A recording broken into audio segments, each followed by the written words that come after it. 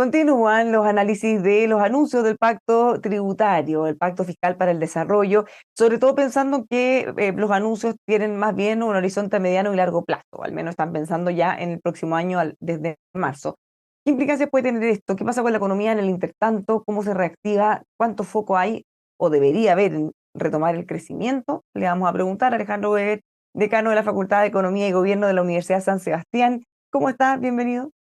Hola Bárbara, ¿cómo le va? Muy bien, muchas gracias por la invitación. Siempre es buen momento para hablar de economía, sobre todo momentos en que ya estamos acumulando varios IMASEC negativos. El ministro Marcel se la juega y dice que cuando estemos hablando del pacto tributario en marzo ya vamos a tener al menos 6 meses positivos. ¿Comparte ese optimismo?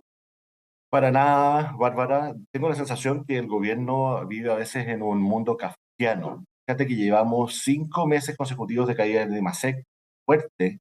Tenemos una tasa de desocupación del 8,5% y uno se pierde en los porcentajes, pero eso significa que tenemos 842.000 personas sin empleo, nada más ni nada menos que 93.000 personas más que hace 12 meses atrás.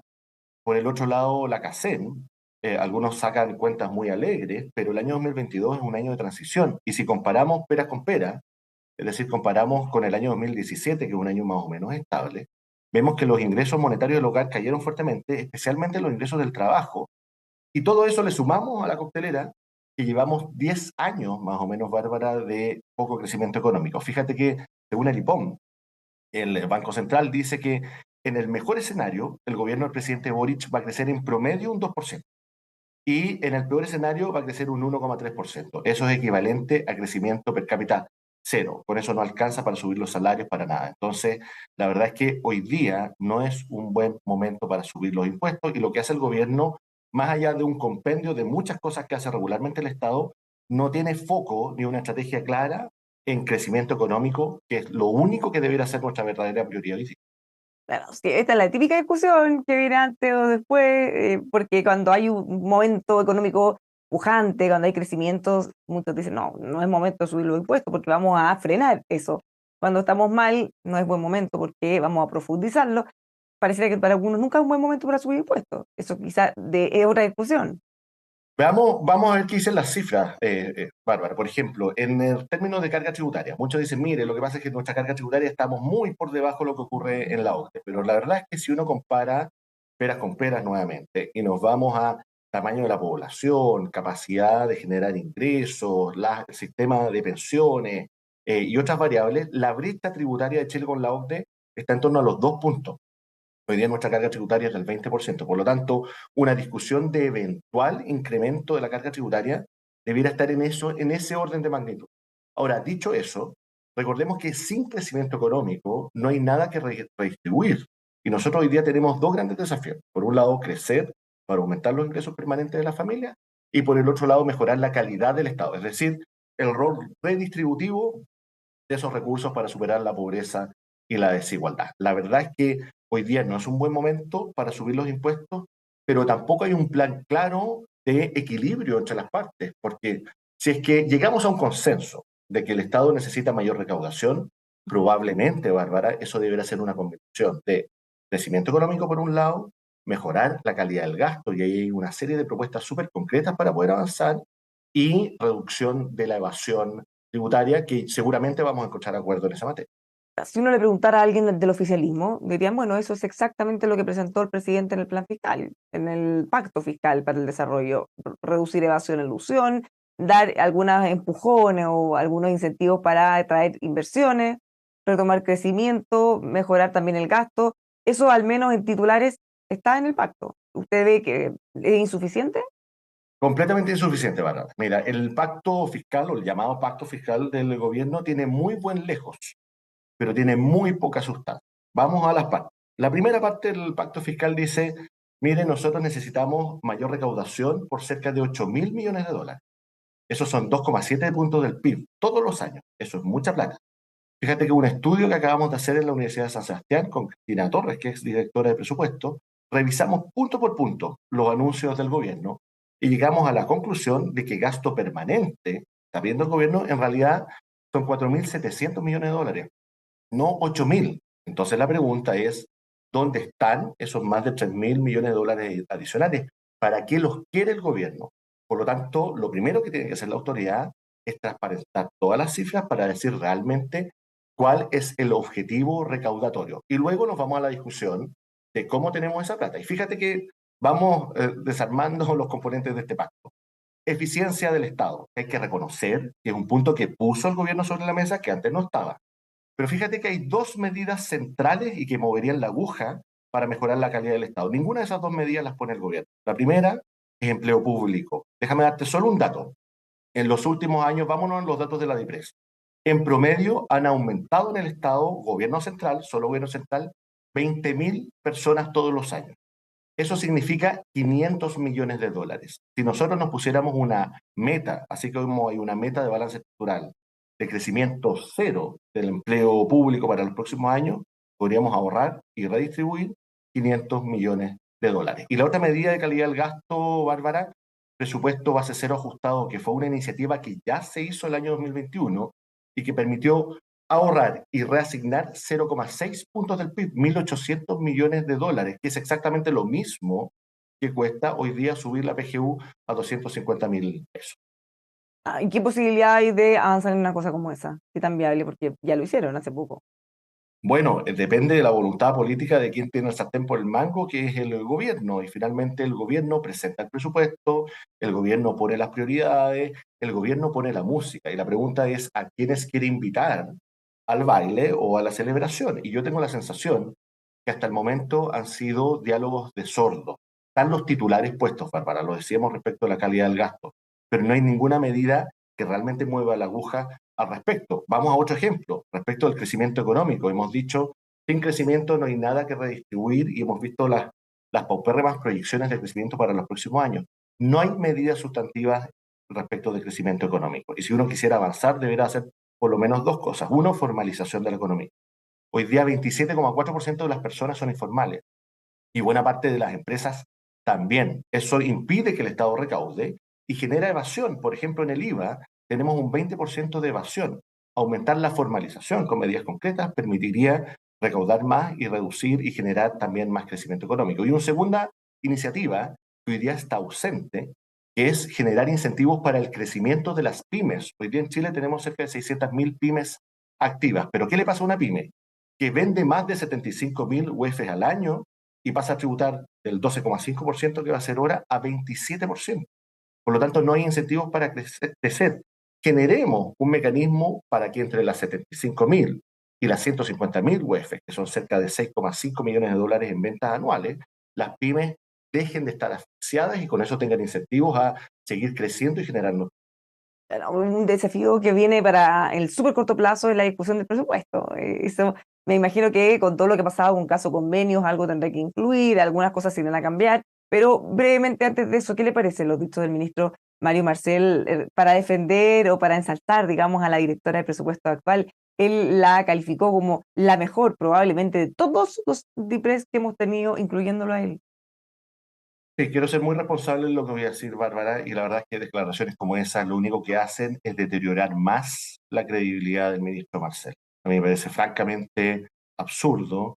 Fíjese que los directores de presupuesto que hemos tenido en nuestro país, José Pablo Arellano, Rodrigo Cerda, que fue después ministro de Hacienda, Rosana Costa, presidenta del Banco Central, nadie podría pensar que esas personas no tenían los conocimientos, la expertise, las capacidades, las credenciales para dirigir una institución como la AIP.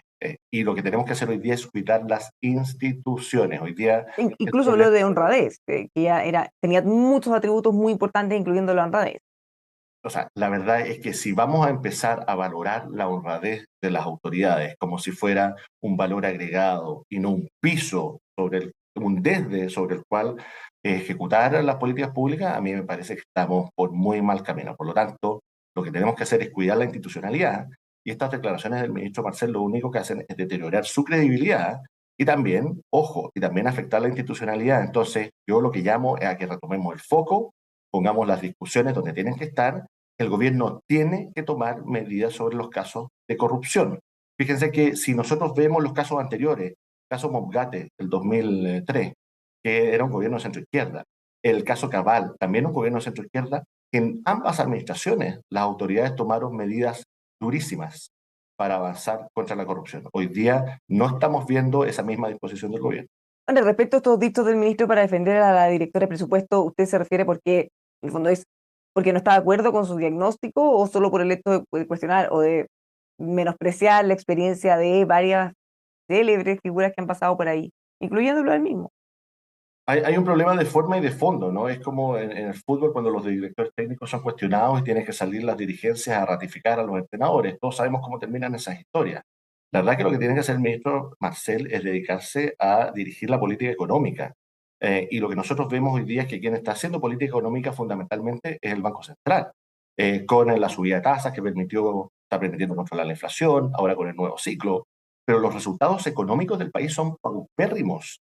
Entonces, esto de que en 6 meses más vamos a tener 6 meses o 5 meses consecutivos de crecimiento, solo porque la base de comparación es menor, pero por favor, si lo que nosotros necesitamos ahora es crear empleo y la realidad, Bárbara, es que tenemos 93.000 personas más desocupadas que hace 12 meses atrás. De los últimos 20 meses, 17 meses han caído los salarios reales con la inflación que tuvimos descontrolada el año pasado, en buena medida gracias a los retiros de los fondos de pensiones que impulsó el mismo gobierno que hoy día administra. Entonces, yo creo que tenemos que cambiar el discurso, hay que cambiar el fondo y la forma, y lo que tiene que hacer el gobierno es de verdad sentarse a conversar para con medidas concretas y, por ejemplo, en el presupuesto 2024, dar señales.